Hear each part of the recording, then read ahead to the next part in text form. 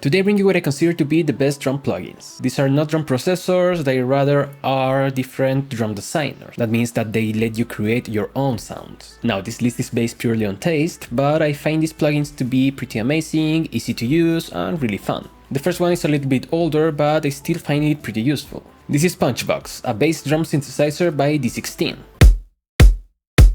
This developer makes really great plugins and this is no exception. The main engine is called Kick and it has 5 different modes. One is based on the 909, the other in the 808, other in the 606, and then it has a kick generator based on a sine wave, and maybe if you want you can just use samples. Each of these options have their own controls, so you can change the kick as you want.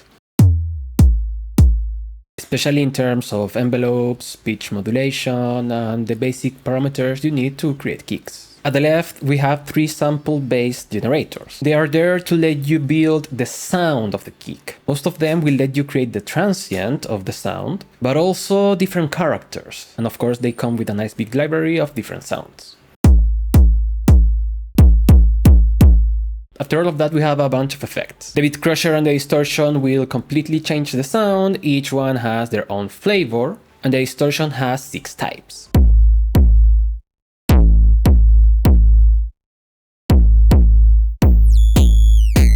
Now, what I like about this plugin in particular is not only how easy it is to make kicks, but also how easy it is to design big punchy basses. Because you see we have the option to enable the key tracking. Of course, with different parameters you will get other types of basses that are not 808s.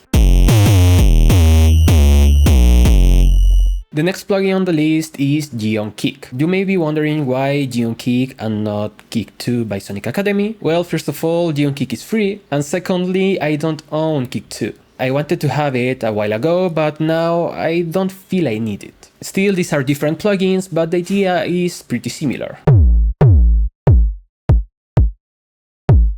You work with envelopes to change the amplitude, the distortion, the pitch, anything you want. G on Kick has 2 oscillators and 1 noise engine. And this lets you not only create kicks, but also snares and maybe other types of percussion too.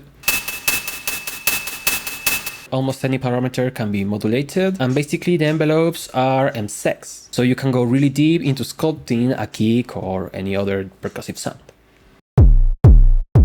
I like it because it has deep controls, but it's not the easier to use. Still, once you get the hang of it, you can create many different things. Next one is a plugin I got recently, and I really liked it. 7 Deadly Snares is a snare designer by Bitsurfing.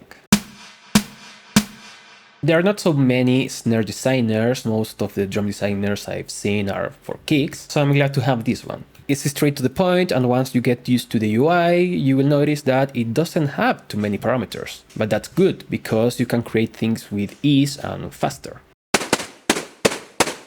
There are 3 things that made me have a lot of fun with this plugin. First of all, at the bottom you have like an XY controller, but for 3 sides, if that makes sense, which will let you fade between 3 versions of the same snare.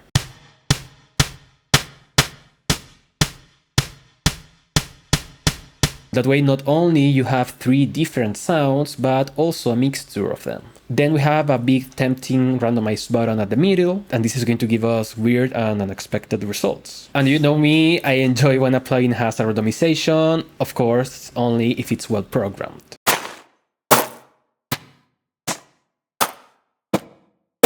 Don't get me wrong, I love to design my own sounds, but sometimes you feel uninspired or you just randomize something because it's fun. And finally, the reason why it's called 7 Deadly Snares, you have 7 different engines for the snare. When you change parameters in one, they're all going to change the same parameter, but the result is going to be different. One snare engine can give lusher results, other more punchy and dark. The thing is, you not only have the 3 options with the morph control, but actually multiply that by the 7 different engines.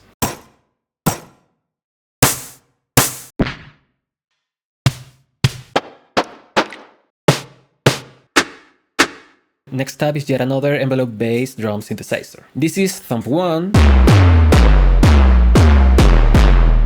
is so much more simpler than Kick 2 or G on Kick, but it also has a ton of versatility. Basically, with these little arrows pointing down, you select each of these parameters, and you can edit the envelope for each one. The knobs below them will let you tune the sound, add some noise, add FM, distortion, many different things. And at the top you have global controls. Not only that, in the layer section you have different modes on which the sound will transform. So you see we start getting results that are not kicks and snares. Just by looking at the presets, you can see all of this versatility. And some of the sounds are dope. So honestly, you can make a whole song using only this. The next plugin is Slap by Audio and Mr. Bill. Now, this is not a drum synthesizer, it's an effect. Right now you can hear that I'm playing a kick with it. But let's listen to the original sound. That's right, it's a very faint noise. That's why I consider this to be also a drum designer, because in this case I just needed a little trigger to make a kick. It has everything to make a kick or even a snare sound better. For instance, if your sound is lacking transients, you can put the transient and it has a wide library for that. Then it has a lot of different effects that can go from subtle to extreme to change the sound. For instance, it not only adds transient but also the body.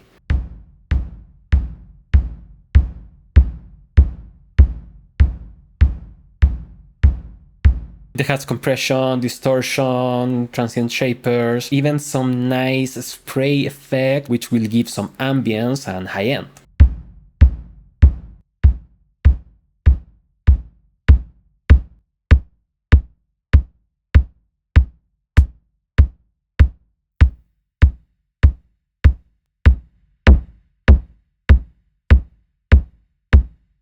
Now, I don't usually go for all-in-one instrument-specific kind of plugins, but this one really surprised me and I use it very often. Now, finally we have a plugin that almost wasn't in this video because it came out just a couple of days before I started recording. This is Visco.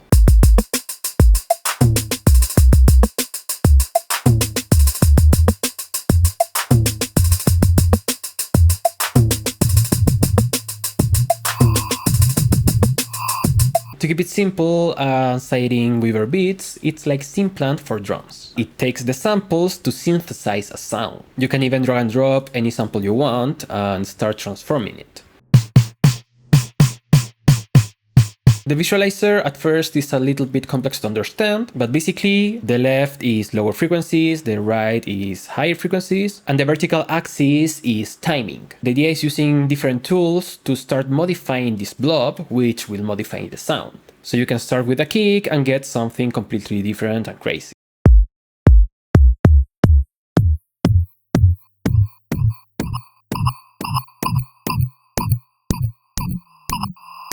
Not only that, it lets you blend between two samples, or rather two samples that are synthesized. And we have also many other parameters to modify the grid.